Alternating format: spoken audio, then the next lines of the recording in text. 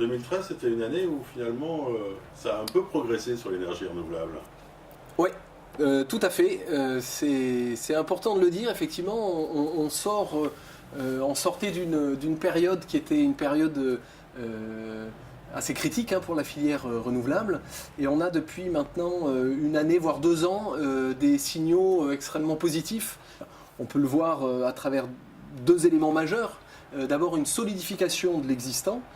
C'est-à-dire que les outils de production renouvelable qui étaient en exploitation et qui étaient en danger ont été consolidés par le gouvernement par une revalorisation des tarifs sur les outils existants. Donc ça, c'était notre socle d'activité qui a été solidifié. Et puis, dans le même temps, il y a des perspectives qui ont été redonnées aux acteurs et aux filières renouvelables, pour parler de l'électricité renouvelable. Et on a, par le biais d'appels à projets et d'autorisation de nouveaux projets, relancé la machine pour redonner des perspectives dans l'éolien, avec un projet d'envergure AIAT de 20 MW. C'est important, c'est quasiment en un projet 2/3 de l'éolien actuel, donc c'est ambitieux, et relancé à travers différents projets photovoltaïques, à Nouméa, dans le Nord, d'autres vont encore venir, et enfin dans un deuxième temps de l'hydro qui devrait aussi démarrer, et pourquoi pas de la biomasse dans une échéance relativement courte. Alors la Nouvelle-Calédonie, qu'on dit le futur mauvais élève du monde, justement par rapport à la production électrique non renouvelable, finalement, elle n'est pas si mauvaise que ça. Alors, c'est vrai que on peut toujours voir les points négatifs. Je pense qu'il y a quelques éléments qu'il faut avoir en tête. D'abord, une analyse qui vient mettre la métallurgie et ses impacts dans le panier énergétique. Forcément, c'est extrêmement important pour un pays comme la Nouvelle-Calédonie. Moi, j'ai envie de voir le potentiel et les perspectives qui s'ouvrent devant nous et qui vont être disponibles aux professionnels. Et je crois qu'il faut vraiment retenir ça aujourd'hui. On a des professionnels, des acteurs qui sont prêts à travailler, à intervenir. On a un potentiel qui est là, et tous les Calédoniens le savent bien. Il y a du soleil, il y a du vent, il y a de l'eau. Et on a un réseau électrique qui permet vraiment d'avoir des objectifs d'installation d'outils renouvelables très ambitieux et de maîtrise de l'énergie.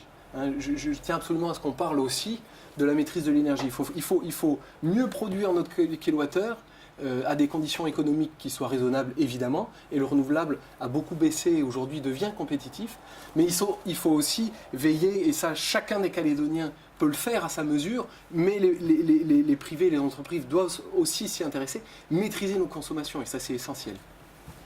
Alors, juste un chiffre comme ça, le renouvelable aujourd'hui, ça représente quoi en Calédonie? Alors, aujourd'hui, on est à peu près à 18%, si on parle de production globale d'électricité, on a à peu près 18% de renouvelables sur le réseau électrique calédonien. Ce qui est une proportion qui est relativement importante. Et on sait qu'on peut arriver à peu près à 30% de renouvelables dans un réseau interconnecté électrique. Donc on voit bien qu'il y a du potentiel de développement. On travaille, quand je dis on, c'est un regroupement qui existe des différents professionnels au sein d'une grappe d'entreprise qui s'appelle Synergie, qui regroupe l'ensemble des acteurs historiques du renouvelable et de la maîtrise de l'énergie. Et on travaille aujourd'hui à établir un livre blanc de l'énergie pour donner quelques clés, justement, quelques éléments un peu de projection sur ce qu'on peut faire, ce qu'on sait faire, ce qu'il est raisonnable d'envisager. Et on pense que doubler le renouvelable existant est un objectif tout à fait possible et atteignable. Donc tout en restant dans des niveaux techniques en termes de gestion de réseau qui soient acceptables. Alors, les grappes d'entreprise, ici c'est quand même assez nouveau. La province sud s'y est beaucoup intéressée apparemment. Comment ça fonctionne? Alors, pour parler de celle que je connais, parce que Quadrant est membre adhérent de Synergie, donc comme je le disais, qui existe depuis 2009 en tant qu'association, depuis 2011 en tant que grappe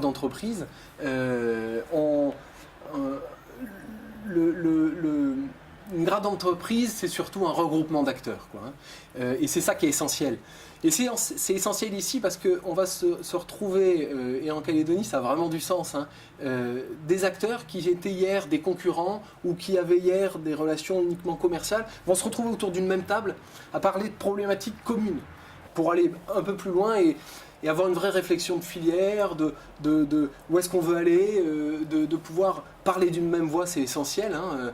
Donc c'est vraiment une strate dans l'organisation économique d'un territoire, la grande entreprise, qui, à mon sens, est en train véritablement de faire ses preuves en Nouvelle-Calédonie. Est-ce qu'il y a une notion d'économie d'échelle dans le regroupement des entreprises? Et deuxième question dans la même lignée, est-ce que ça vous donne plus de force vis-à-vis des pouvoirs publics? Est-ce que c'est là qu'est le plus en fait de... Alors c'est une bonne question effectivement. Alors d'abord une grappe c'est pas une force de lobby en tant que telle, hein. C'est pas comme ça qu'il faut l'apercevoir.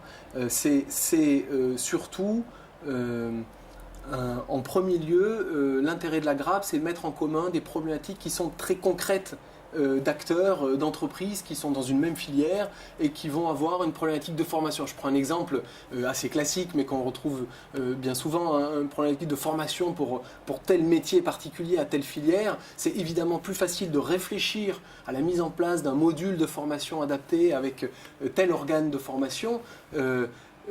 Quand on est regroupé, quand on parle au nom d'une filière, surtout sur un territoire fini et limité comme le nôtre, et on a bien senti nous aussi qu'il y avait un accueil qui était favorable, d'avoir une entité qui regroupait l'ensemble des acteurs d'une filière, c'était plutôt bien perçu.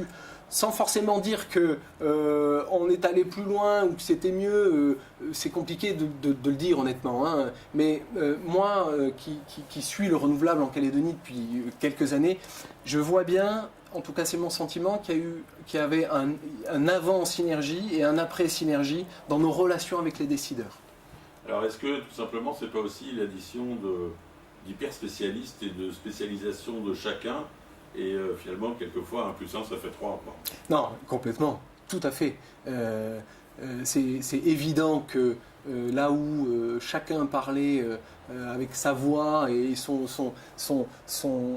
petit périmètre, entre guillemets, aussi grand soit-on, c'est évident qu'il y a une complémentarité des expériences et des savoir-faire de chacun pour aborder une filière.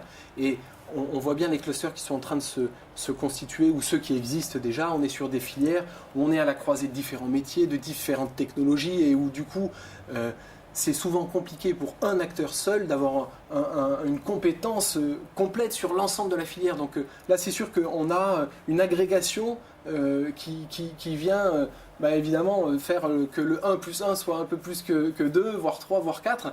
Ça me paraît effectivement évident, avec une dimension particulière ici, où bien souvent tout le monde se connaît à peu près, mais ça permet de faire un peu plus que juste se connaître, quoi, hein. Et ça c'est essentiel, parce que quand on travaille à la construction, pour parler de ce que je connais, d'un nouveau mix énergétique ou d'une évolution du paysage énergétique, il faut véritablement que les acteurs qui s'investissent et qui sont vraiment en train de bâtir ce projet-là, il faut que ce soit des personnes qui se connaissent, c'est évident. Et on a besoin de cet aspect technique, technologique, et puis de cet aspect humain aussi, il est fondamental. Alors est-ce qu'on peut imaginer qu'à 5 ou 10 ans, la Calédonie soit plus vertueuse au niveau de sa production énergétique ? Véritablement, je l'espère, hein, et j'y œuvre quotidiennement, en tout cas pour ma part. Mais non, je le crois vraiment. Ouais.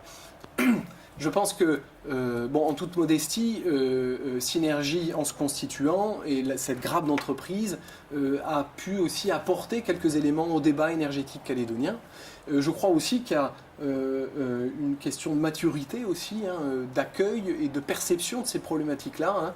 Il y a encore de ça, on va dire 10-15 ans, peut-être la question de l'énergie n'était pas aussi centrale ou en tout cas perçue dans une dimension comme elle l'est aujourd'hui. Et on voit bien qu'aujourd'hui, l'énergie, c'est un des éléments clés du développement d'un territoire, hein. Et sur ces questions-là, sur certaines filières en tout cas, où on a démarré un peu après les autres, justement c'est une chance pour ne pas faire les erreurs qui ont été faites ailleurs, prendre un coup d'avance finalement, et je suis persuadé que dans les 5 ans à venir, on va beaucoup parler de renouvelables, on va beaucoup parler de maîtrise de l'énergie, non pas parce qu'on y est confronté, parce qu'il faut le faire, parce qu'on a la menace, cette épée de Damoclès du réchauffement climatique, mais véritablement parce qu'on aura fait les bons choix, qui sont des bons choix économiques, des bons choix écologiques, des bons choix sociétaux finalement.